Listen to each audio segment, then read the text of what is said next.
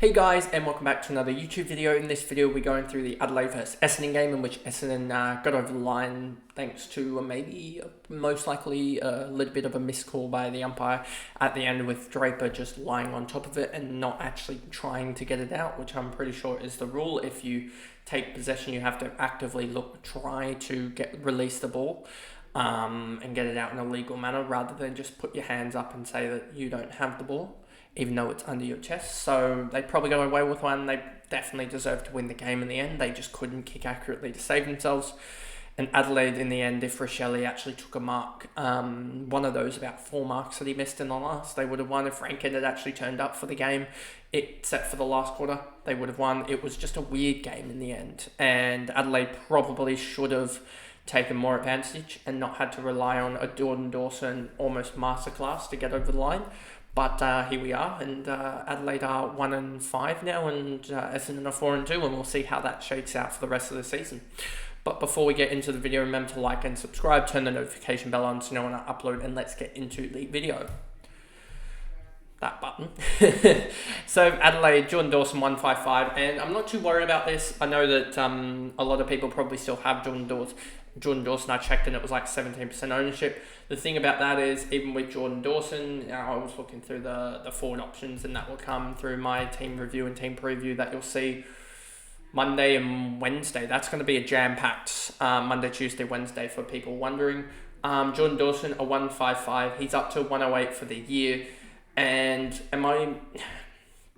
he is sort of valued, but then again, I'm sort of looking at this and going, I don't think that many of these people that have owned him are really up the top end of it. And I don't think it was as damaging. Yes, a 155 is hugely damaging, but it was without Crouch, and I don't know if that form returns. And he's just basically gone up to 940k, so we may have to pay 960k next week, but I'll happily probably pay that anyway. As you can see the side, it is very, very, very weak, as you can see. But I'll happily pay that if I can get it from like a Riley Bonner in a couple of weeks' time, as I'll probably wait it out with Dawson just to see one more game with Crouch in there. Hinge 101 was huge. Ligo 98 was big, but he's also just a midfielder. If this will update, thank you. Was just a midfielder, and so I'm not looking at midfielder mid prices at the moment. You're looking at top 8, top 10 guys in the midfield, and Saligo just isn't one of them. He's going to average probably 92, 93, I would reckon. Riley O'Brien, he's all right, but then again, he took a couple of good marks, but outside of that, he really doesn't provide much to the Adelaide midfield, and isn't really another sort of ground ball. He obviously isn't one of those ground ball ruckmen like the likes of Luke Jackson. I would even suggest the guys like Rowan Marshall, Brody Grundy, Tim English to a certain extent as well. Just off the top of my head, Max Gawn is still pretty good off the ground as well. There's sort of a top, the ruckman, there's sort of a couple of them that are really, really good in that area. Tristan Cherry as well. So he doesn't really provide that, and that's really where I think Adelaide are lacking in the ruckman, is that you don't really want it in Riley O'Brien's hands. Laird, 83, he's dropping in price. Do I think he'll turn it around? No, because his position is just getting chucked around, and off the half-back, he looks even worse, to be honest with you. He looked pathetic by foot. Rochelle, 82, he somehow got to an 82, but he looked almost like needing a spell in the 2s with an 82, which is quite weird.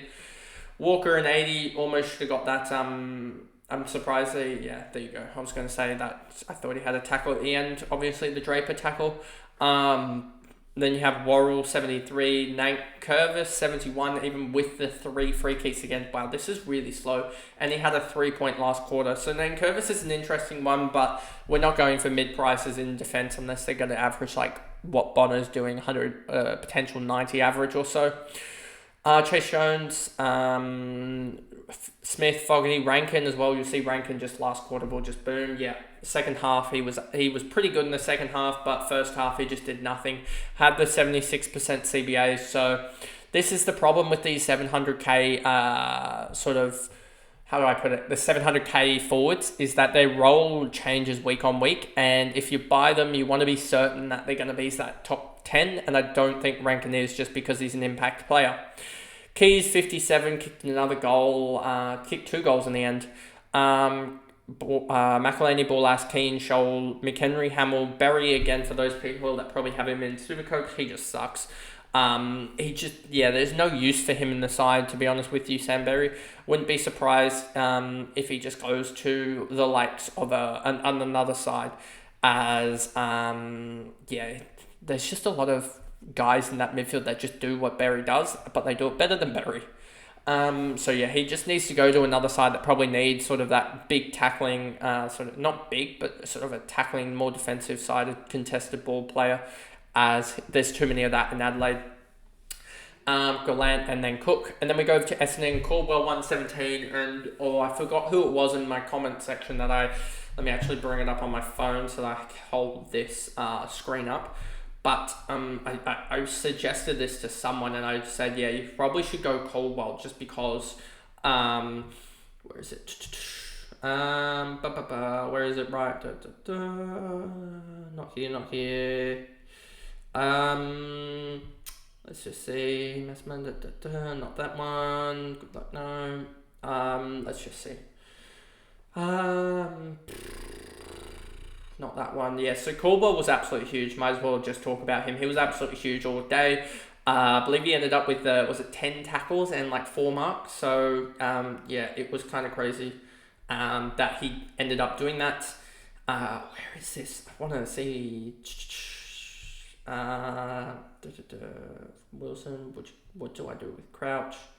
Not that one. I swear I put this... Far out, can't find it.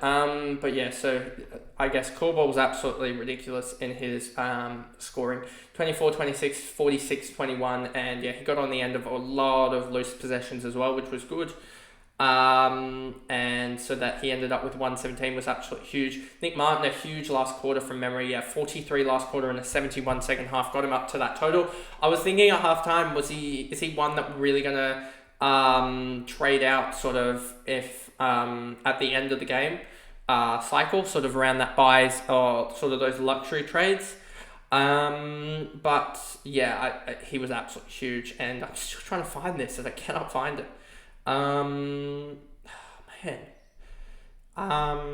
So he was come on, I want to find this. Martin was absolutely huge. As I said, need to really stop going out on tangents. And Merritt, again, spent a little bit of time up forward, which was a little bit annoying for the owners as a 103. And this is why we say do not pick guys at the top end of their price cycle unless they have a really nice run coming up. And Merritt's run is coming. It's not there yet. And this is the reason why, because now he's 27 down on his break-even, which is around about a 20k loss. So he's going to go down to 1.02 mil. And he's going to now drop, I would suggest, to potentially, as you see here, he's going to have like a 150 break-even or so. And that 150 break-even is really going to start to make that figure rise. And he's going to drop back below 1 million probably right before that that run comes, as I really try and find the comment saying about the about Caldwell, as I did put it somewhere. Or was it might have been someone in the it might have been someone in a sort of in another one. Let me just see. Just trying to find it and I cannot find it. So maybe it was no. There we go. So let me just see. No, it must have been you know what it was? It was it was someone else that I know where it was now. And I know who it was. And I made that call probably about 6 p.m. last night, just before the game. And turned out that Caldwell was a pick over a lot of those sort of 700Ks. And I mean, that role could change now that Setterfield and Parrish are coming. Well, Parrish is back. Sorry, Perkins is coming back. So I am a little bit worried about Caldwell's role, but we'll wait and see how he goes. So I should just crack on with this. Hobbs, 99, Gresham, 94, Durham, 92, faded out late. He started off really, really good, but faded in the last, Parrish, Redmond, McGrath, Jones, Stringer, Laverde, Goldstein, Langford, Hind, Cox, Kelly, Dersma, 53. This is why you don't go wingers. This is why you don't go wingers that are not named Errol Goulden, because they do this. And Xavier Dersma, I think, was brought in by 1K of the community and is now almost a must-trade out straight away. He's just stalled in price, and yeah, this is the reason why you don't do it, because they do this. And he even had a really good run late to get up to a decent score, as he was stuck on 0 for a while. And this is the reason why. It is, they just do not score. They get stuck down in a wing, and next week he's going to score like a 110. But he'll go 110.50, 110.70, etc., etc. Mackay 49, Heppel 45, Davey 44, Draper the best 35, and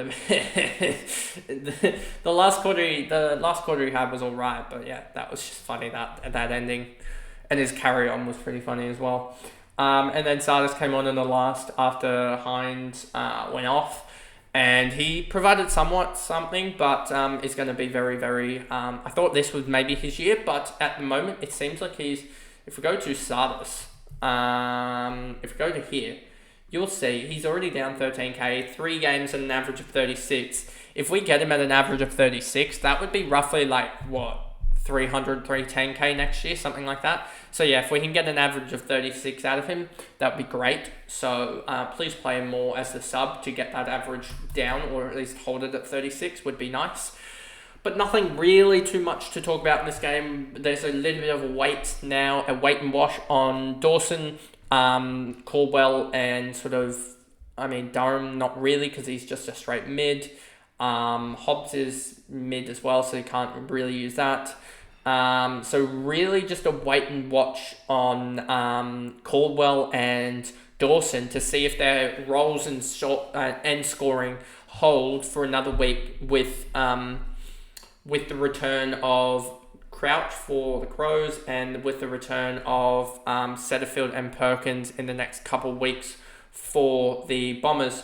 So you may even want to jump on Caldwell now, given that there's a couple of weeks of those two not return. I think Setterfield is still 2 weeks away, and so is Perkins. So you may want to jump on Caldwell. I don't know what I'll do technically at the moment, but we have another sort of 3 days to decide that anyway. So that is pretty much the video there, a 12-minute video, a sort of longer one. But that's the video, and I guess I will see you guys in the next one, which will be the recaps from today's games, which start in 3 or so hours.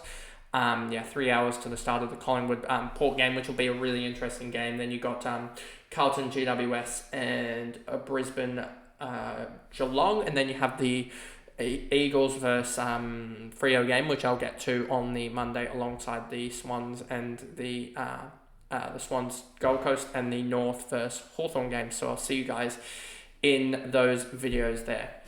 Bye guys.